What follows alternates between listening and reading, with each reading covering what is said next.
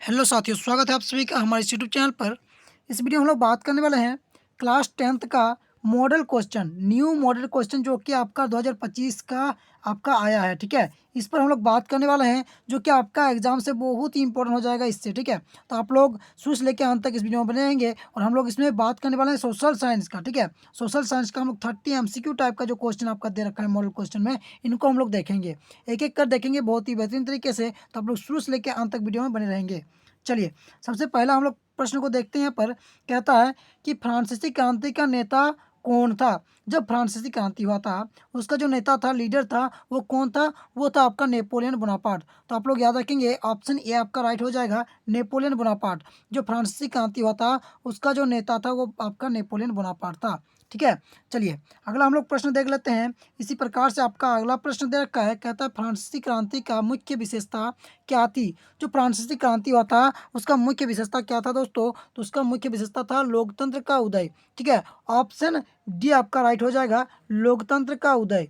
ठीक है, लोकतंत्र का उदय। चलिए अगला हम लोग इसी प्रकार से प्रश्न देख लेते हैं। अगला आपका यहाँ पर प्रश्न दे रखा है तीसरा नंबर का, कहता है भारत में असहयोग आंदोलन का नेता कौन था। तो जो भारत में असहयोग आंदोलन हुआ था, उसका जो नेता था वो कौन था दोस्तों? तो वो था महात्मा गांधी। कौन था दोस्तों? महात्मा गांधी था। ठीक है, महात्मा गांधी उसका नेता था। चलिए अगला हम लोग प्रश्न देख लेंगे। अगला आपका चौथा प्रश्न दे रखा है, कहता है भारतीय राष्ट्रीय कांग्रेस की स्थापना किसने की। तो भारतीय राष्ट्रीय कांग्रेस की स्थापना जो किया था, एलन ऑक्टेवियन हुम ने किया था। ठीक है, ऑप्शन सी आपका राइट हो जाएगा, ऑप्शन सी आपका राइट हो जाएगा दोस्तों। तो आप लोग याद रखेंगे, जो भारतीय राष्ट्रीय कांग्रेस की स्थापना किया था, वो किसने किया था? एलन ऑक्टेवियन हुम ने किया था। ठीक है, ऑप्शन सी आपका राइट हो जाएगा। चलिए अगला आपका पांचवा नंबर का प्रश्न इसी प्रकार से हम लोग देख लेते हैं। कहता है पांचवा प्रश्न कि द्वितीय विश्व युद्ध का मुख्य कारण क्या था। जो आपका दूसरा विश्व युद्ध हुआ था 1939 से, ठीक है, कब से? 1939 से 1945 के बीच। ठीक है, 1945 के बीच। आप लोगों को याद होगा कि दूसरा विश्व युद्ध कब हुआ था? 1939 से 1945 के बीच हुआ था। कब हुआ था? 1945 के बीच। तो आप लोग याद रखेंगे कि कब हुआ था दूसरा विश्व युद्ध। तो 1939 से लेकर 1945 के बीच हुआ था, यानी कि इतना दिन तक चला था। ठीक है, करीबन आपका 6 साल तक चला था।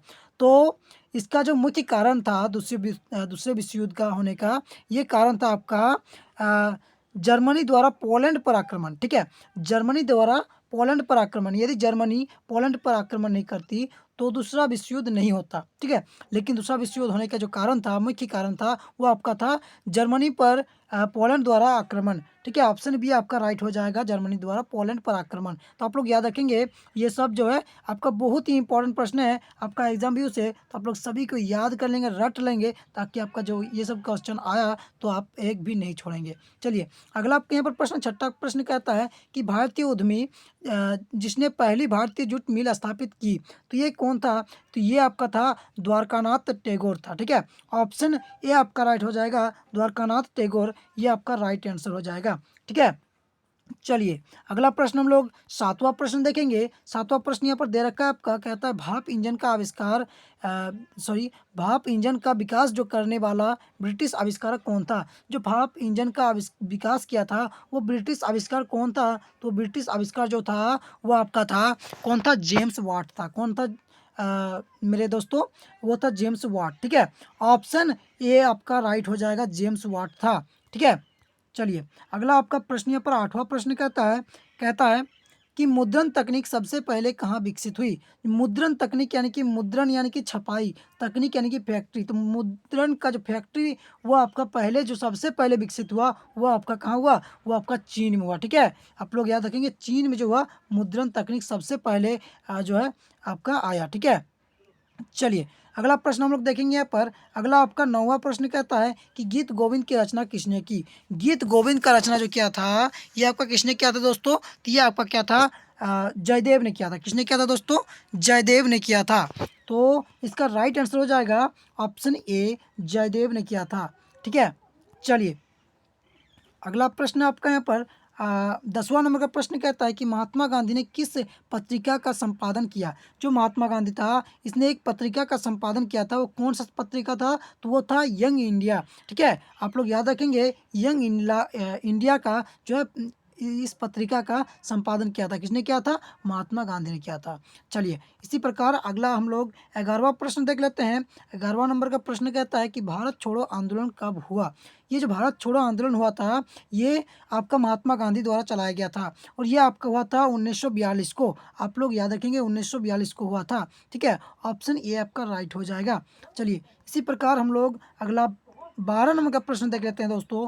12 नंबर का प्रश्न कहता है कि बाघ परियोजना की शुरुआत जो हुआ था वो आपका कब हुआ था। तो बाघ परियोजना का शुरुआत हुआ था 1973 को। ये आप लोग याद रखेंगे क्योंकि बहुत बार ये जो क्वेश्चन है आपका ये पूछा जा चुका है। ठीक है, तो आप लोग याद रखेंगे इस साल 2025 में भी ये क्वेश्चन जो है पूछने का चांसेस है।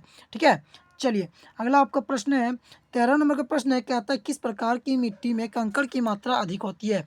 तो ये जो है आपका आपको पता होगा कि जो जलोढ़ मृदा होता है उसमें आपका दो मृदा आता है, आयु के आधार पर दो मृदाएं पाई जाती है जलोढ़ मृदा में, वो आपका भांगर और खादर। जो भांगर होता है वो आपका बहुत पुरानी मृदा होता है जिसमें कंकड़ की मात्रा पाया जाता है, और एक होता है खादर। ठीक है, क्या होता है वो खादर, यहाँ पर है खादर। खादर क्या होता है, बहुत ही उपजाऊ होता है और वो जो है कृषि के लिए उपयुक्त होती है, लेकिन भांगर में कोई जो है अनउपजाऊ होती है। तो यहाँ पर पूछा जा रहा है कि किस प्रकार की मिट्टी में कंकड़ की मात्रा अधिक होती है। तो आपका भांगर में, ठीक है, भांगर में जो है कंकड़ की मात्रा अधिक होती है, यानी कि ऑप्शन बी आपका राइट हो जाएगा। भांगर मृदा में कंकड़ की मात्रा अधिक होती है और ये जो है जलोढ़ मृदा के प्रकार हैं। ठीक है, इतना आप लोग याद रखेंगे।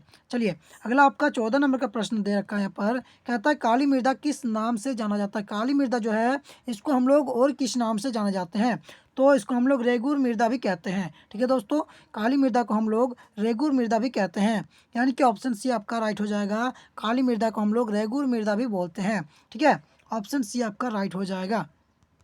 चलिए अगला हम लोग प्रश्न देख लेते हैं। अगला आपका 15 नंबर का प्रश्न कहता है कि सुंदर वन राष्ट्रीय पार्क किस राज्य में स्थित है। जो सुंदर वन राष्ट्रीय पार्क है ये आपका किस राज्य में स्थित है दोस्तों, तो ये आपका पश्चिम बंगाल में है। ठीक है, ऑप्शन ए आपका राइट हो जाएगा, पश्चिम बंगाल। यहाँ पर जो है सुंदर वन राष्ट्रीय पार्क आपका स्थित है। ठीक है, अगला आपका 16 नंबर का प्रश्न कहता है कि नर्मदा बचाओ आंदोलन संबंधित है। जो नर्मदा बचाओ आंदोलन है ये किससे संबंधित है, तो ये सरदार सरोवर परियोजना से संबंधित है। तो आप लोग याद रखेंगे ऑप्शन ए, यानी कि सरदार सरोवर परियोजना से संबंधित है नर्मदा बचाओ आंदोलन। ठीक है, चलिए अगला हम लोग प्रश्न देखेंगे। अगला प्रश्न यहाँ पर दे रखा है आपका, जल किस प्रकार संसाधन है। जल जो है ये किस प्रकार के संसाधन है। वेरी इजी क्वेश्चन है, बहुत ही इंपॉर्टेंट भी है और बहुत ही इजी भी है। तो जल किस प्रकार का संसाधन है, तो हम सभी जानते हैं कि जल जो है पुनः पूर्ति योग्य है, यानी कि नवीकरण योग्य संसाधन है। ठीक है, ये कैसे संसाधन है, नवीकरण योग्य संसाधन है। इसको हम लोग क्या कर सकते हैं, नवीकृत कर सकते हैं, पुनः प्राप्त कर सकते हैं। एक बार उपयोग करने के बाद हम इसे पुनः उपयोग में ला सकते हैं। तो जल क्या है, नवीकरण योग्य संसाधन है। तो आप लोग याद रखेंगे, ये भी बहुत ही इंपॉर्टेंट प्रश्न है। यहाँ पर आपका सिविक्स से क्वेश्चन दे रखा है। यहाँ पर कहता है श्रीलंका का राजकीय धर्म क्या है। श्रीलंका का जो राजकीय धर्म है वो आपका क्या है, तो बौद्ध धर्म है। आप लोग याद रखेंगे। ठीक है दोस्तों, जो श्रीलंका का राजकीय धर्म है वो क्या है, बौद्ध है। ठीक है, ऑप्शन डी आपका राइट हो जाएगा। चलिए इसी तरह हम लोग अगला 19वां नंबर का प्रश्न देख लेते हैं। 19 नंबर का प्रश्न कहता है कि बेल्जियम में डचों की आबादी कितनी प्रतिशत है। ठीक है, जब आप सत्ता के साझेदारी जो चैप्टर है आपका सिविक्स का चैप्टर 1 जो सत्ता की साझेदारी है उसमें जब आप पहला चैप्टर देखेंगे, ठीक है, सत्ता की साझेदारी, उस चैप्टर में आपका लिखा गया है कि बेल्जियम का जो आबादी है, बेल्जियम में जो डचों की आबादी है वो क्या है, सबसे अधिक है। और कितना है, वो है आपका 59% है। ठीक है, 59% जो है वो आपका डचों की आबादी है। ठीक है, वहीं पर आप देखेंगे कि बेल्जियम का जो राजधानी है ब्रुसेल्स, वहाँ पर जो है डचों की आबादी कम है, जबकि वहाँ पर फ्रेंच भाषी लोगों की आबादी अधिक है। ठीक है, तो आप लोग इस सभी को याद रखेंगे ताकि जो है आपका क्वेश्चन किसी भी प्रकार का आए तो आप लोग उसको बना पाएंगे। चलिए अगला यहाँ पर आपका प्रश्न दे रखा है, कहता है निम्नलिखित में से कौन सी शक्ति केवल केंद्र के पास होती है। इन सभी में, यानी कि निम्नलिखित में से इनमें जो है आपका जो है कौन सी शक्ति जो है ऐसा है जो केंद्र के पास होता है, तो आपका ऑप्शन ए है शिक्षा की, ठीक है। ऑप्शन बी है आपका जो है रक्षा की, ऑप्शन सी है कृषि का, और ऑप्शन डी है स्वास्थ्य का। तो कौन सही हो जाएगा? वो आपका होगा रक्षा की, ठीक है। रक्षा की शक्ति जो होता है वो आपका केंद्र के पास होता है, ठीक है। ऑप्शन आपका बी आपका राइट हो जाएगा, रक्षा की शक्ति जो होता है वो केंद्र के पास होता है। आप लोग याद रखेंगे, ठीक है। इसी प्रकार हम लोग अगला 21वां नंबर के और देखते हैं। आपका कहता है 21वां नंबर कि विकेंद्रीकरण क्या है। विकेंद्रीकरण क्या होता है? कि ये केंद्र से राज्यों की शक्ति का हस्तांतरण, ठीक है। जो केंद्र का शक्ति होता है वो राज्य को दे देना शक्तियों को, वो जो होता है वही होता है विकेंद्रीकरण, ठीक है। तो आप लोग याद रखेंगे। चलिए, इसका आपका ऑप्शन सी आपका राइट हो जाएगा। इसी प्रकार हम लोग अगला 22वां नंबर का प्रश्न देख लेंगे। 22वां नंबर का प्रश्न कहता है कि भारत के पूर्वोत्तर राज्यों द्वारा अधिक स्वायत्तता की मांग मुख्य कारण क्या है। जो भारत के पूर्वोत्तर राज्य है उसका अधिक स्वायत्तता की मांग मुख्य कारण क्या है? तो वो आपका है सांस्कृतिक और भाषाई अंतर। सांस्कृतिक और भाषाई अंतर है आपका इसका राइट आंसर हो जाएगा, ऑप्शन बी, ठीक है, ऑप्शन बी। चलिए, अगला इसी प्रकार हम लोग 23वां नंबर का प्रश्न देख लेंगे। 23वां नंबर का प्रश्न कहता है कि एक लोकतांत्रिक सरकार को मुख्य विशेषता क्या होती है। एक लोकतांत्रिक सरकार का मुख्य विशेषता क्या होती है? तो लोकतांत्रिक सरकार का मुख्य विशेषता होती है शक्ति का केंद्रीकरण करना। ऑप्शन ए भी आपका राइट है, शक्ति का विकेंद्रीकरण भी होता है, ठीक है, एक लोकतांत्रिक जो है देश का, ठीक है। और ऑप्शन बी है आपका शक्तियों का पृथक्करण, ये भी आपका राइट हो जाएगा, ठीक है। शक्तियों व्यक्तिगत अधिकारों का संरक्षण, जो व्यक्ति का अधिकार होता है उसका संरक्षण करना, ये भी हो जाएगा, यानी कि ऑप्शन डी आपका राइट हो जाएगा। इनमें से सभी उपयुक्त सभी जो हो जाएगा ये आपका राइट हो जाएगा, ठीक है। चलिए, अगला हम लोग प्रश्न देख लेंगे। 24वां नंबर का प्रश्न कहता है कि निम्नलिखित में से कौन भारतीय संविधान का एक प्रावधान है जिसका उद्देश्य लिंग समानता को बढ़ावा देना है। निम्नलिखित में से कौन भारतीय संविधान का एक प्रावधान है जिसका उद्देश्य क्या है? लिंग समानता को बढ़ावा देना है। तो वो अनुच्छेद आपका 15 है। तो आप लोग याद रखेंगे, अनुच्छेद 15 में जो संविधान के एक प्रावधान है जिसमें लिंग उद्देश्य को बढ़ावा देना है, ठीक है। ये आपका राइट आंसर हो जाएगा, ऑप्शन बी, ठीक है। चलिए, इसी प्रकार से आपका अगला जो है 25वां नंबर का प्रश्न दे रखा है। कहता है कि भारत किस प्रकार का राज्य, भारत जो है ये किस प्रकार का राज्य है। तो ये आपका हम लोग पढ़े, जब हम लोग उद्देशिका पढ़ते हैं, प्रस्तावना पढ़ते हैं, तो उसमें हम लोग पढ़ते हैं कि प्रभुत्व, संप्रभुत्व, लोकतांत्रिक, ठीक है, धर्मनिरपेक्ष, संघीय। तो ये सभी जो है आपका ये क्या है? भारत राज्य में है, ठीक है। इन सभी प्रकार के जो है भारत किस प्रकार के राज्य है? तो प्रभुत्व है, ठीक है, लोकतांत्रिक है, धर्मनिरपेक्ष है, यहाँ पर धर्म किसी भी धर्म को मानने का अधिकार है, संघीय है। तो ऑप्शन सी आपका राइट हो जाएगा, ठीक है दोस्तों। ये आपका ऑप्शन जो सी है ये आपका राइट हो जाएगा, ठीक है। चलिए, इसी प्रकार हम लोग अगला आपका 26वां नंबर का प्रश्न दे रखा है। यहाँ पर कहता है ग्रीन बेल्ट मूवमेंट का संबंध किस देश से है। तो ये है केन्या से संबंधित है। किससे संबंधित है? केन्या से संबंधित है, ठीक है, केन्या से संबंधित है। ऑप्शन सी आपका राइट हो जाएगा। चलिए, अगला आपका 27वां नंबर का प्रश्न दे रखा है। कहता है राजनीतिक दलों की मान्यता कौन देता है। जो राजनीतिक दल होता है उसको जो मान्यता देता है दोस्तों, वो कौन देता है? तो वो आपका चुनाव आयोग देता है। ऑप्शन आपका ए राइट हो जाएगा, चुनाव आयोग देता है। राजनीतिक दलों को जो मान्यता देता है वो आपका चुनाव आयोग देता है, ठीक है। चलिए, अगला आपका 28वां नंबर का प्रश्न दे रखा है, जो कि वेरी वेरी इंपॉर्टेंट प्रश्न है आपका एग्जाम व्यू से। कहता है रोजगार गारंटी अधिनियम कब लागू किया गया। रोजगार गारंटी अधिनियम जो लागू किया गया था वो आपका 2005 को किया गया था। आप लोग याद रखेंगे कि रोजगार अधिनियम जो लागू किया गया था ये आपका 2005 को किया गया था, ठीक है। अगला आपका 29वां नंबर का प्रश्न है, जो कि ये भी बहुत ही इंपॉर्टेंट प्रश्न है। ये आपका इकोनॉमिक्स से प्रश्न है, ठीक है, कहता है, और वो भी इकोनॉमिक्स का था, ठीक है। तो कहता है बैंकों की जो आय है का प्रमुख स्रोत क्या है। तो उसका जो आय का प्रमुख स्रोत है वो आपका ऋण है, ठीक है। आप लोग याद रखेंगे कि उसका प्रमुख स्रोत जो है ऋण है।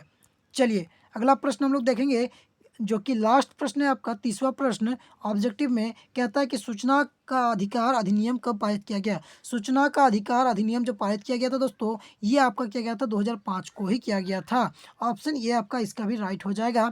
और यही था आपका जो है 30 MCQ टाइप का प्रश्न, जो कि बहुत ही इंपॉर्टेंट था आपका एग्जाम व्यू से, क्योंकि ये सब मॉडल क्वेश्चन था। इसी के आधार पर आपका प्रश्न जो कि एग्जाम में छपेंगे, फाइनल एग्जाम में। तो आप लोग इन सभी को याद कर लेंगे, ताकि इनमें से जो है 3 4 5 प्रश्न आ सकते हैं, तो इसको आप लोग याद कर लेंगे तब ना 5-7 नंबर जो है आपका आएगा।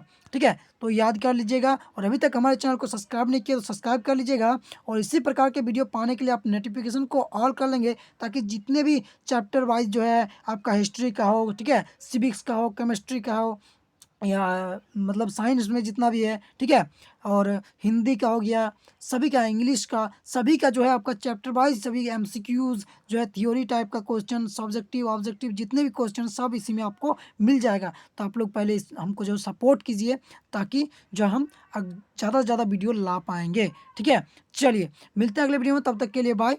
ठीक है, वीडियो को ज़्यादा से ज़्यादा शेयर कर दीजिएगा। मिलते हैं अगले वीडियो में।